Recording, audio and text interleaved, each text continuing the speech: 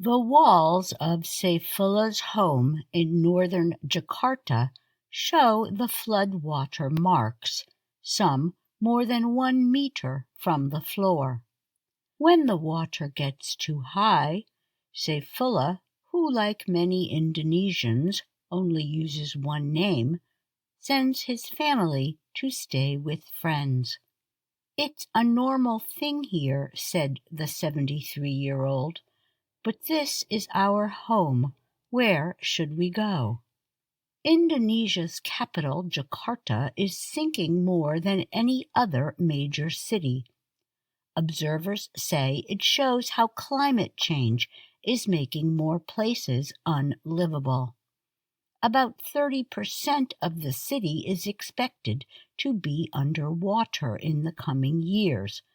This is partly because of the rising Java Sea.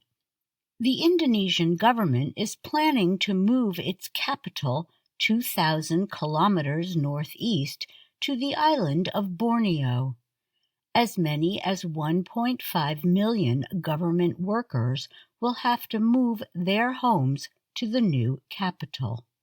It is part of the large movement of people which is expected to increase in the years ahead. The United Nations published a report on Monday by the Intergovernmental Panel on Climate Change. It says 143 million people will likely to be forced to move from their homes over the next 30 years. The reasons include rising sea levels, drought, higher temperatures, and other climate catastrophes. In Asia, governments are already making plans for the future. More than 30% of migrants in the world today come from Asia. Asia leads the world in the number of people being forced to leave their communities because of extreme weather, said the report. Scientists believe migration flows and the need for the planned movements of entire towns and villages will increase.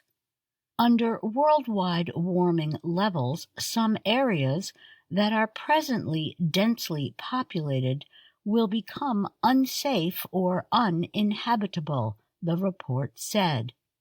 One estimate suggests that as many as 40 million people in South Asia may be forced to move over the next 30 years.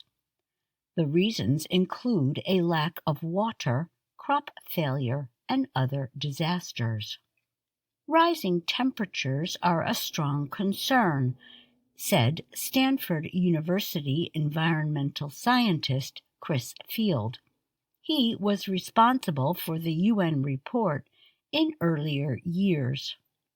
There are relatively few places on Earth that are simply too hot to live now, he said, but it's beginning to look like in Asia there may be more of those in the future, and we need to think really hard about the implications of that.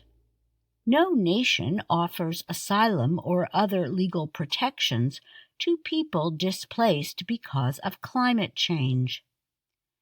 The administration of U.S. President Joe Biden, however, has studied the idea. People leave their homes for many reasons, but what is happening in Bangladesh shows how climate change will force people to move, said Amali Tower. She founded the organization Climate Refugees. Scientists say as many as 2 million people in the country may be displaced by rising seas by 2050.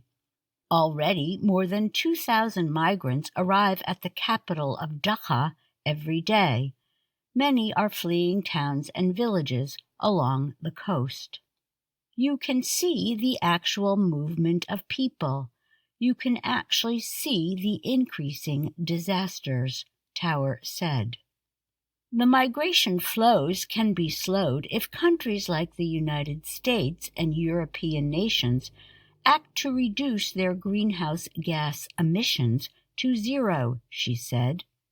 Others say rich countries that produce more emissions should offer humanitarian visas to people from countries that are affected by climate change. Dealing with climate migrants will become a major policy issue for Africa, south of the Sahara Desert, and Latin America in coming years, said the UN report.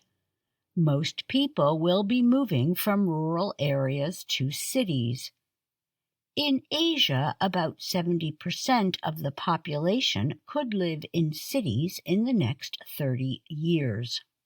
The migration does not have to cause a crisis, said Vittoria Zanuso. She is executive director of the Mayors Migration Council, an international group of city leaders. In northern Dhaka, for example, officials are building shelters for climate migrants and improving the water supply. They also are working with smaller cities to become climate havens that welcome migrants, Zanuso said. I'm Susan Shand.